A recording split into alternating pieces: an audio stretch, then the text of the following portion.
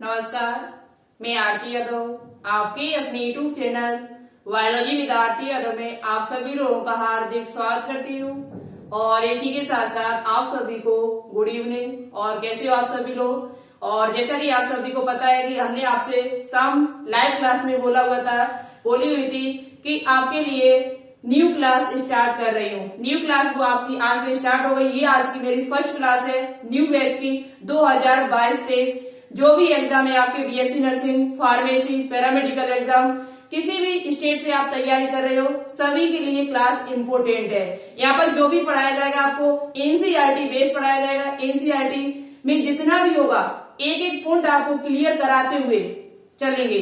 साथ ही साथ यदि अदर कोई क्वेश्चन बनता है इम्पोर्टेंट है एनसीईआरटी से 12वीं, वो भी आपको बताते हुए चलेंगे। एक भी पॉइंट नहीं छोड़ा जाएगा। लेकिन आज आपको हमसे ये वायदा करना पड़ेगा कि हम एक भी क्लास नहीं छोड़ेंगे, एक भी क्लास नहीं छोड़ेंगे। सेकंड, आपको वायदा करना होगा कि हम यहाँ पर आप जो भी पढ़ाएंगे वो सभी आपकी नोटबुक पे नोट डाउन होना चाहिए। यानी कि पूरा आपको अपनी कॉपी पर नोट डाउन करते हुए चलना है। एक अच्छा सा रजिस्टर बनाना, अच्छा सा नोटबुक बनानी है, तभी आप कुछ कर पाओगे। जो चैप्टर यहाँ पर खत्म किया जाएगा बोर्ड पर, उसकी इनकी जो भी एमसीक्यू बनेगी उस चैप्टर से, वो आपको शाम 6 बजे हम लाइव क्लास में सॉल्व कराया करेंगे। जिस दिन एमसीक्यू होंगे उस दिन हम आपको बता दिया जाया करेगा टेलीग्राम चैनल पर, जिसका नाम है बायोलॉजी विद आरती।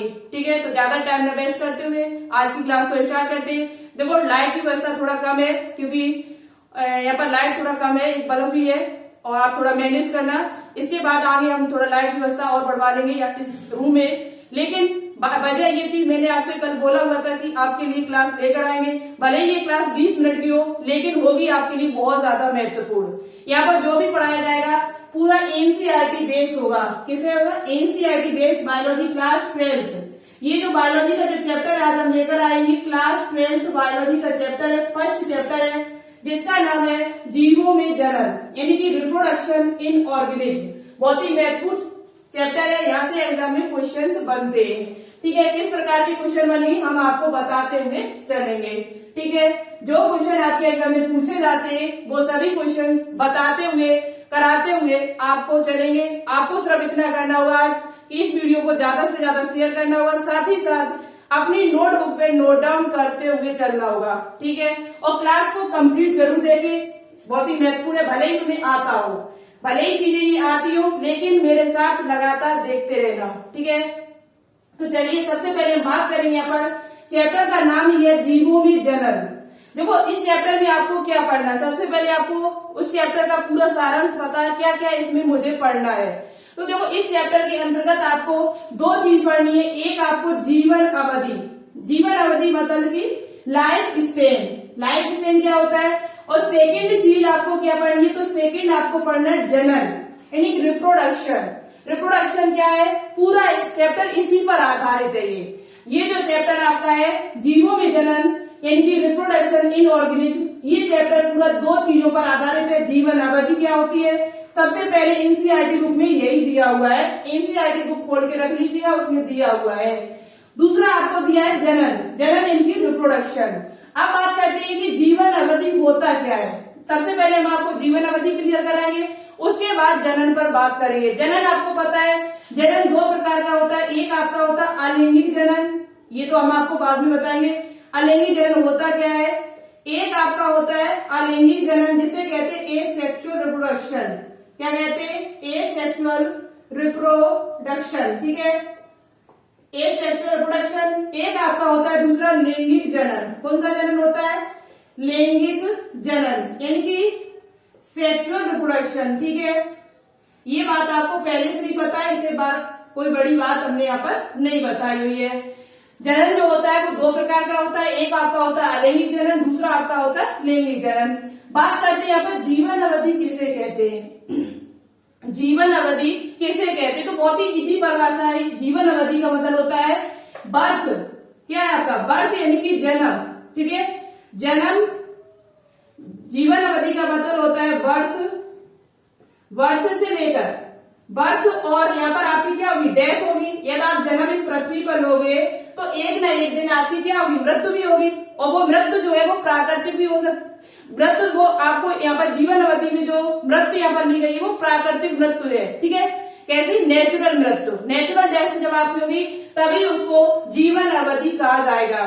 तो बर्थ, यहाँ पर मार्कर थोड़ा चल रहा है, ठीक है। बर्थ और डेथ के बीच का जो समय है इसे ही लाइफ स्पेन कहा जाता है, ठीक है।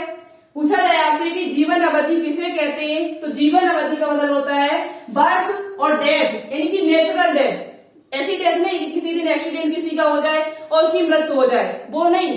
प्राकृतिक मृत्यु यानी कि नेचुरल डेथ जब किसी व्यक्ति को, तो उसे कहा जाता है जीवन अवधि। बर्थ और डेथ के बीच के समय को लाइफ स्पेन यानी कि जीवन अवधि या जीवन काल कहा जाता है, ठीक है। यहाँ पर हम परिभाषा भी आपके लिए लेकर आए, आप अपनी नोटबुक पे नोट डाउन करें। जीवन अवधि कहते किसे हैं, तो जीवों के जन्म से उसकी प्राकृतिक यानी कि नेचुरल मृत्यु तक का समय उस जीव की जीवन अवधि या जीवन काल कहते हैं। जीवों के जन्म से लेकर उसकी प्राकृतिक मृत्यु तक का जो समय है उसे ही उस जीव का क्या कहा जाता है, जीवन अवधि कहा जाता है। और एक दिन आपको खुद पता है कि किसी भी जीव की जन्म हुआ है तो एक न एक दिन उसकी क्या होगी, मृत्यु भी होगी। क्या होगी? मृत्यु। तो यहाँ पर दूसरी बात, यहाँ पर एक नोट में पॉइंट इंपोर्टेंट हुआ है जो आपकी एनसीईआरटी बुक में दिया हुआ है कि जीवन अवधि का आकार यानी कि साइज से कोई संबंध नहीं है।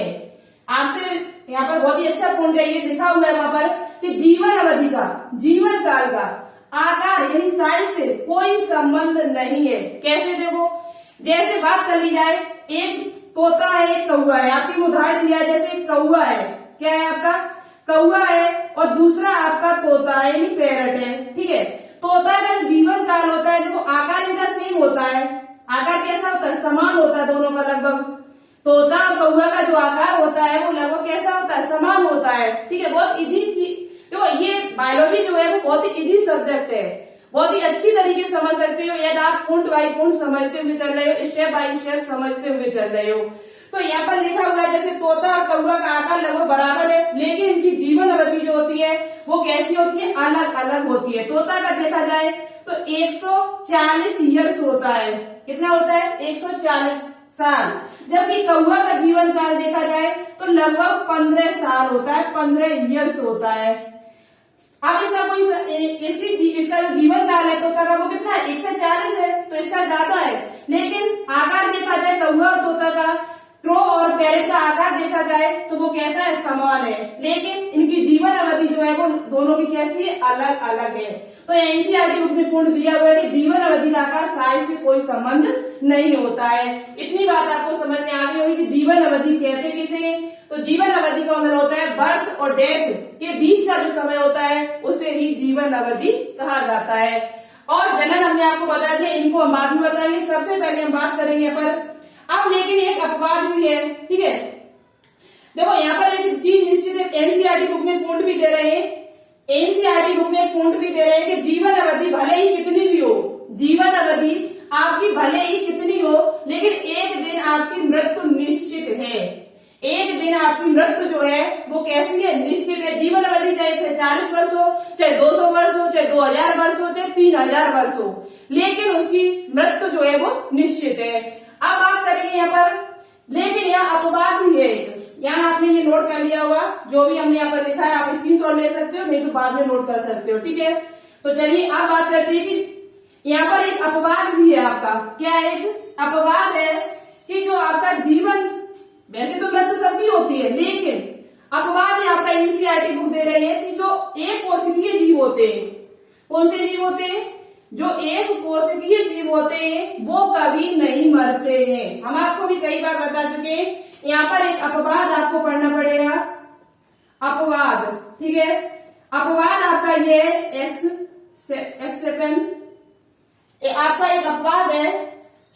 अपवाद क्या है? देखो, अपवाद ये है कि जो सिंगल सेल ऑर्गेनिज्म होते हैं, कौन से? सिंगल सेल, यानी कि एक कोशिकीय जीव, एक कोशिकीय जीव जो आपके होते हैं, एक कोशिकीय जीव जो होते हैं वो आपके कभी नहीं मरते, इनकी वो अमर जीव कहलाते हैं। कैसे जीव कहलाते हैं? अमर जीव।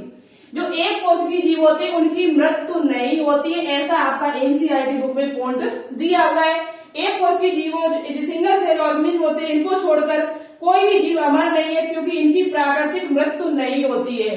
जो एक कोश के जीव होते हैं सिंगल सेल ऑर्गेनिज्म, इनकी कभी भी मृत्यु नहीं होती है, इनकी प्राकृतिक मृत्यु नहीं होती है।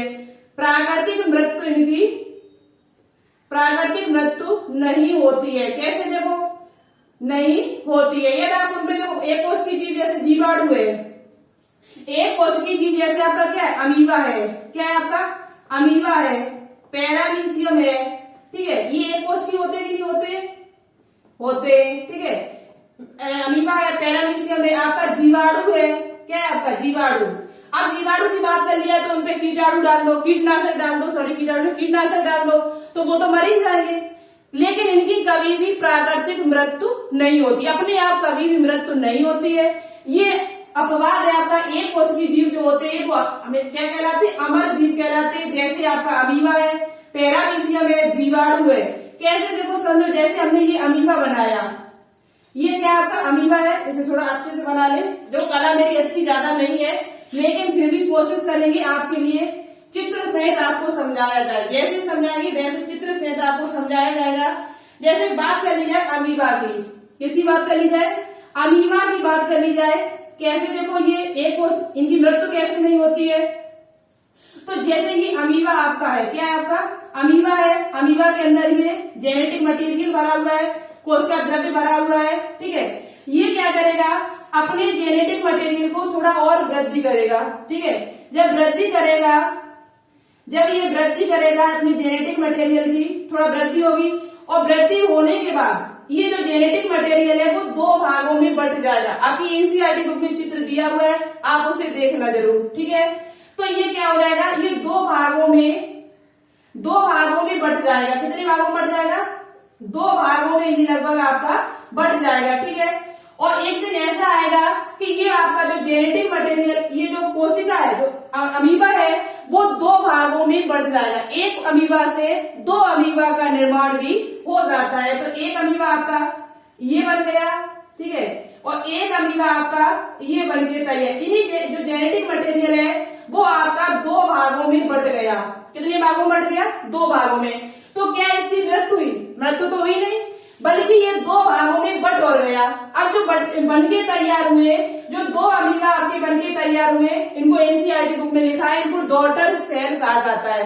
वैसे भी यदि किसी नए जीव का निर्माण होता है तो एक माँ से ही तो होता है, पुत्री से ही तो होगा, यानी आगे चल के वो पुत्री माँ बनेगी तो उसी से होगा जाके।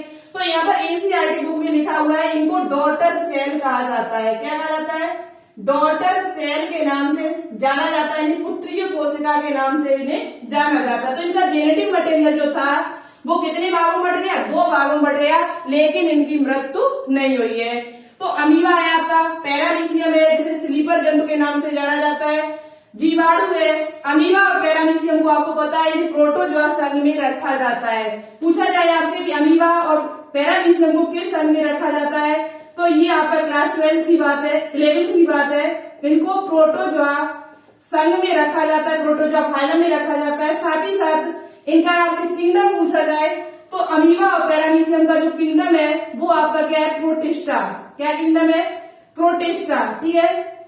प्रोटिस्टा जगत में इनको रखा गया है। किंगडम पूछा जाए तो प्रोटिस्टा है, और संघ आपसे पूछा जाए तो प्रोटोजोआ संघ में इनको रखा जाता है, अमीबा पैरामीशियम। और प्रोटोजोआ संघ में जो भी जीव आते हैं वो सभी आपके एक कोशिकी होते हैं। कैसे होते हैं, एक कोशिकीय।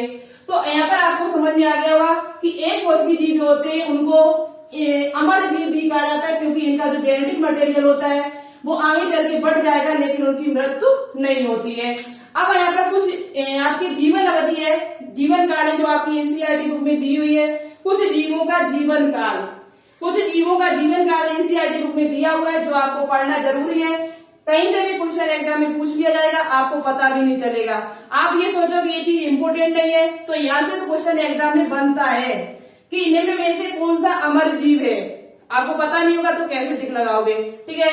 और एक क्वेश्चन आपसे एनसीईआरटी बुक में दिया हुआ है कि कुछ जीवों का जीवन काल, वो चलिए हम आपको यहाँ पर लिख के बता देती हूँ, बहुत ही इंपोर्टेंट है। आप स्क्रीनशॉट लेना चाहें तो ले सकते हो।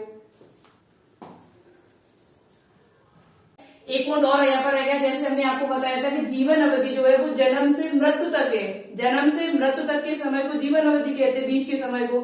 लेकिन उन मृत्यु से होने से पहले, प्राकृतिक मृत्यु होने से पहले कुछ अवस्थाओं से आपको गुजरना पड़ेगा। वो अवस्थाएं कौन कौन सी है, तो एक बार देख लें, क्योंकि कभी कभार यहाँ से क्रम पूछ लिया जाता है ये। तो सबसे पहले आपका क्या होगा, जन्म होगा, आप पृथ्वी पर आएंगे, जन्म होगा आपका। जन्म होने के बाद आप शेषावस्था आएगी। शेषावस्था किसे कहते हैं, तो जन्म से लेकर 1 वर्ष तक की अवस्था, जन्म से लेकर और 1 वर्ष तक की जो बीच की अवस्था है उसे शेषावस्था कहा जाता है। क्या कहा जाता है, शेषावस्था। तो जन्म के बाद क्या आएगी, शेषावस्था। उसके बाद बाल्यावस्था, से बाल्यावस्था आएगी। बाल्यावस्था के बाद फिर कौन सी अवस्था आती है, तो उसके बाद आपकी किशोरावस्था आएगी। कौन सी अवस्था, किशोरावस्था आएगी आपकी। वयस एडल्ट हो गए आप, और एडल्ट होने के बाद फिर आप प्रजनन योग्य होंगे।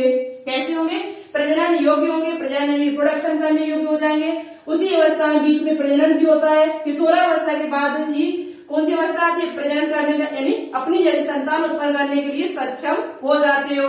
उसके बाद प्रजनन करने, उसके बाद क्या आती है, प्रौढ़ावस्था आती है, बुढ़ापा जिसे कह सकते हैं। प्रौढ़ावस्था के बाद आपकी वृद्धावस्था, उसके बाद आपकी क्या हो जाती है, मृत्यु हो जाती है। तो मृत्यु से पहले आपको इन अवस्थाओं से गुजरना भी पड़ता है, ठीक है। तो जन्म और मृत्यु के बीच की ये कुछ अवस्थाएं जो हमने यहाँ पर आपको बता दी। सबसे पहले शेषावस्था, फिर बाल्यावस्था, फिर किशोरावस्था, फिर प्रजनन आप करोगे, फिर प्रौढ़ावस्था, फिर उसके बाद आपकी मृत्यु होती है। अब यहाँ पर कुछ इंपोर्टेंट पॉइंट है, कुछ जीवों की जीवन काल, कुछ जीवों का जीवन काल है जो आपकी एनसीईआरटी बुक में दिया हुआ है, चित्र 60। आप एनसीईआरटी बुक की खोल के देखें तो उसमें दिया हुआ है life span of some organism. तो यहाँ पर सबसे पहले आपका जैसे हाथी है, एलिफेंट, एलिफेंट का जो जीवन काल होता है वो ये कब तक लगभग जीवित रह सकता है, एवरेज यहाँ पर दिया है, औसतन कितने वर्ष तक जीवित रह सकता है, ठीक है। तो ये आपका है हाथी जो होता है वो 60 से लेकर 75 साल, यानी 60 से लेकर 75 ईयर्स तक। गुलाब जो होता है वो 5 से लेकर 7 ईयर्स तक। कुत्ता जो आपका होता है वो लगभग 25 से लेकर 30 वर्ष तक जीवित रह सकता है, ठीक है। एवरेज इसका निकाला गया है, एवरेज है इसका जो औसतन है जीवन काल वो 25 से लेकर 30 वर्ष तक है, ठीक है। उसी प्रकार से केला का देख लिया जाए तो 25 वर्ष है। आपने देखा जैसे मानव मनुष्य को देखा जाए तो मनुष्य जो है वो लगभग आपका 60-65 ही वर्ष तक जीवित रहता है। 60 मान लो 65-70 तक हो सकता है, इससे अब ज्यादा नहीं जीवित रहता। तो ये क्या है, उसका जीवन काल है। क्या है इसका, ये जीवन काल है, ठीक है।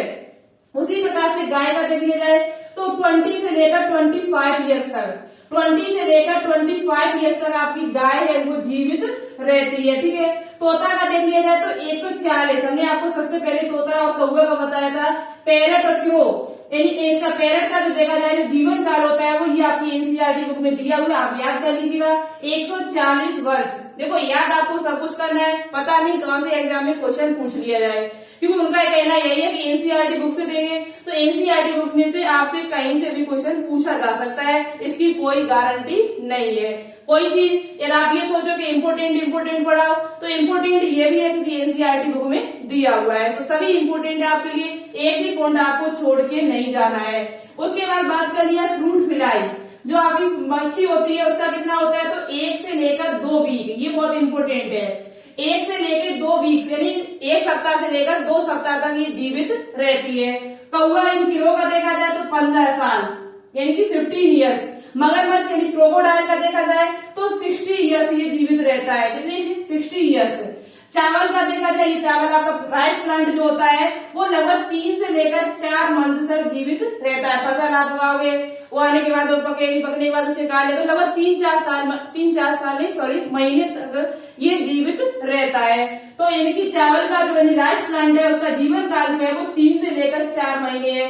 बरगद का पूछ लिया जाए तो 200 से लेकर 300 ईयर्स, ठीक है, 200 से लेकर 300 साल तक ये जीवित रहता है। उसके बाद घोड़े का देख लिया जाए, हॉर्स का, तो लगभग 60 ईयर्स यानी 60 ईयर्स तक रहता है। कछुआ का देख लिया जाए यहाँ पर टाइटाइल का, तो लगभग 150 ईयर्स, ठीक है, 50 साल, 150 ईयर्स ये जीवित रहता है। यहीं पर आप 2 चीज और अलग से देख लो जो आपकी एनसीईआरटी बुक में नहीं दी हुई है, लेकिन क्लास 11th की बुक में दी होगी, ठीक है, जरूर। एक आपका है जैसे कौन सा, सिकोया का वृक्ष आपने सुना होगा। सिकोया, सिकोया का जो जीवन काल होता है वो आपका कितना होता है? सिकोया के बाद आपका पीपल का पूछ लिया जा सकता है, रेडवुड ट्री जिसे कहा जाता है सिकोया को। जो सिकोया होता है उसका जीवन काल है 3000 से लेकर 4000। कितना होता है? 3000 से लेकर 4000 ईयर्स, ठीक है, जिसे हम रेडवुड ट्री के नाम से भी जानते हैं। इसे रेडवुड ट्री कहा जाता है। क्या कहा जाता है? रेडवुड ट्री के नाम से इसे जाना जाता है। उसी के बाद यहाँ पर आप देख सकते हो पीपल का जो जीवन काल है वो लगभग कितना है? तो ये 2000 से लेकर 3000 साल तक जीवित रहता है। कितना? 2000 से लेकर और 3000 साल तक ये जीवित आपका रहता है, ठीक है। तो ये कुछ इंपोर्टेंट जीवन काल थे। अब ये जीवन काल जो टॉपिक है ये आपका फिनिश हुआ। इसके बाद हम आपको पढ़ाएंगे जनन में सबसे पहले अलैंगिक जनन, उसके बाद लैंगिक जनन होगा। अलैंगिक जनन बहुत ज्यादा महत्वपूर्ण है। अलैंगिक जनन में क्या होता है, कैसे है, अलैंगिक जनन में फिर प्रकार भी कुछ इंपोर्टेंट पूरा डिटेल से, एक लिंगी दो लिंगी क्या होता है, एक लिंगाश्रय उभयलिंगाश्रय, ये सब कुछ बताते हुए हम आपको आगे चलेंगे। और ये हम आपको नेक्स्ट वीडियो में, देखो एक टॉपिक में जीवन अवधि खत्म, दूसरे में आपका अलैंगिक जनन होगा खत्म, और तीसरे में लैंगिक जनन से बनने वाले जो भी क्वेश्चन होंगे वो सभी आपको खत्म करा देंगे। 2-3 दिन में ये चैप्टर आपका फिनिश हो जाएगा। जैसे ही फिनिश होगा वैसे ही आपके इस चैप्टर से बनने वाले जो भी एमसीक्यू होंगे वो इंग्लिश हिंदी दोनों भाषाओं में, जो इंग्लिश वाले स्टूडेंट्स है वो प्रॉब्लम न ले बिल्कुल भी। आप अपनी किताब को पढ़ लें। आपको जो भी, देखो ज्यादा इंग्लिश तो नहीं यहाँ पर हो पाएगी, लेकिन कुछ पॉइंट हम आपको इंग्लिश में समझाते हुए चलेंगे फिर भी, लेकिन आप अपनी किताब को पढ़ लीजिएगा। और जो क्वेश्चंस होंगे वो हम आपको इंग्लिश हिंदी दोनों भाषाओं में करा देंगे, ठीक है। तो इंग्लिश जो क्वेश्चन होंगे वो शाम 6 बजे वाली क्लास में आपको मिलेंगे लाइव क्लास में। कब कराएंगे वो हम आपको एक दिन पहले बता देंगे, लेकिन उससे पहले आप अपना ये चैप्टर अच्छी तरीके से क्लियर कर लीजिएगा। तो इसके बाद जो नेक्स्ट टॉपिक हमारा होगा वो अलैंगिक जनन होगा। अलैंगिक जनन से बनने वाले जितने भी क्वेश्चन होंगे एनसीईआरटी बेस्ड वे सब आपको पढ़ाए जाएंगे। तो आज की वीडियो को हम यहीं पर फिनिश करते हैं, मिलते हैं फिर नेक्स्ट वीडियो में। वीडियो अच्छी लगी हो, देखो आज की वीडियो को ज्यादा से ज्यादा आप लोग शेयर करोगे, सपोर्ट करोगे, और मुझे लगेगा कि हाँ आप लोग शेयर करने में पूरी कोशिश कर रहे हो, तो मेरा भी मनोबल बढ़ेगा, मैं भी मोटिवेट होंगे और आपके लिए जल्द से जल्द क्लास नेक्स्ट लेकर आएंगे। तो ज्यादा से ज्यादा आप लोग शेयर करना, जितना मुझसे हो सकेगा उतनी पूरी कोशिश हम करेंगे अपनी तरफ से, डेली क्लास देने की कोशिश रहेगी हमारी, ठीक है। तो चलिए मिलते फिर नेक्स्ट वीडियो में। वीडियो को लाइक करें, शेयर करें, चैनल को सब्सक्राइब न किया तो जरूर करिएगा। Thank you so much class को देखने के लिए। जय हिंद, जय भारत।